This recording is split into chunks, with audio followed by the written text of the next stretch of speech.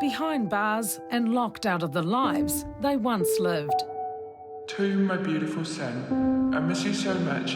There's not a day that goes by that I don't think of you. Cut off from their Tamariki, jailed mums are reaching out to get the help they need to keep their connection to their kids. It gives me the will to want to strive to be a better parent at the end of the day. When a mother is imprisoned, children serve those sentences as well. Reconnection, an important step on their road to rehabilitation. Once you help those women as mothers, you help children and you help families, and you help families, you help communities, you help communities, you help the country. It's easy stuff. Once a month, lawyer Stacey Shortall pays a visit to one of 4 women's prisons around the country. It's not an easy experience. It's not an easy place to go into a prison and to walk around the units and to engage with women who have often developed quite a veneer and a way of talking and a toughness around them, a resilience around that they've needed to survive. Today, she's at Arohata Women's Prison in Wellington, meeting face-to-face with female inmates who are also mums. So how many kids have you got? Could you tell me that? 6. 6 kids, OK. And have you got questions around all 6 of them, or are there just some of them that you need help with? Just some of them I need help with. OK. It's mainly just contact. Yeah, OK. Stacey and a team of volunteer lawyers run the Mothers Project, which provides support services to imprisoned mums, such as navigating the complexities of the family court and Oranga Tamariki. The initiative has helped more than 500 jailed mums in the last 4 years. Mothers like Henny.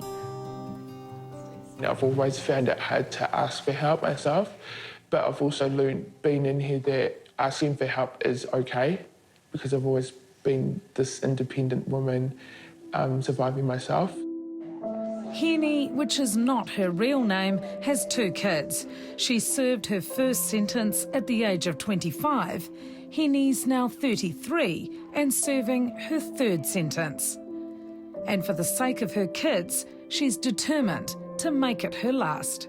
You know, when you are sober in here and you have a lot of time to think and, you know, get your act together in here, it makes you want to strive to do better for your kids out there and to be a better mother for them.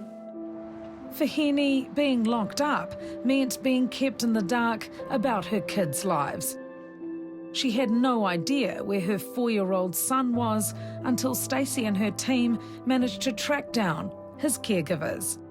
It was after the Mothers Project and working with the social worker, who's wonderful as well. Was it an easy thing for you to trust someone with, you know, what you're going through? Well, do you know what? The fact that they were volunteers, willing to come and help us, I think that said a lot for us ladies, because it is a trust thing, especially when it concerns our kids. Over the past 20 years, Stacey has helped many women like Henny who have been estranged from their children while in jail. It started when she was a litigator in New York in the 90s, doing pro bono work for the incarcerated Mothers Project.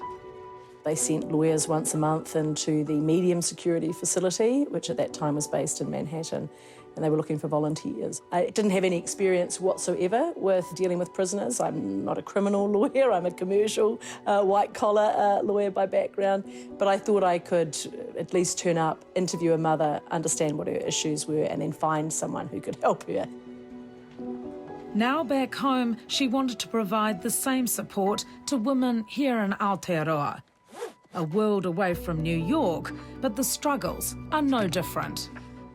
The demographic has changed. It's predominantly Māori as opposed to African American, but the same challenges are certainly prevalent around education, joblessness, literacy or illiteracy, financial constraints. Same challenges around not being able to make contact, not being able to access easily a lawyer who can help them.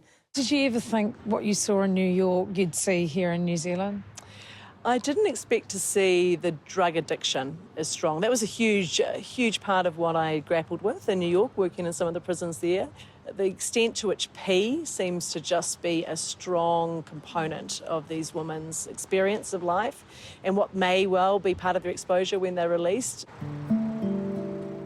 New Zealand's female prison population has increased more than 150% since 2002. More than half of all women inmates are Māori, and it's that alarming rise that's forced prisons to take a different tack. This is the Department of Corrections Women's Strategy, their 5-year plan on improving women's wellbeing and the impact of being separated from their families. Part of that has been providing women access to social workers and mental health professionals while they're in jail, recognising the high levels of trauma many of these women have faced. 65% of our women have suffered some kind of trauma in their life, whether it be family violence or sexual violence. What we can do is we can take more of a trauma-informed approach with our women that makes our women more well, so they can go on and they can be released and they can be good mothers and role models for their children, because we're really mindful that they're raising that next generation. Sue Abraham is Arohata's Deputy Prison Director and says the Mothers Project has been transformational for the women here. They're mothers and they're grandmothers, so for them to be able to maintain that connection with their whānau and their children and the wider community is a real asset. It's a gift.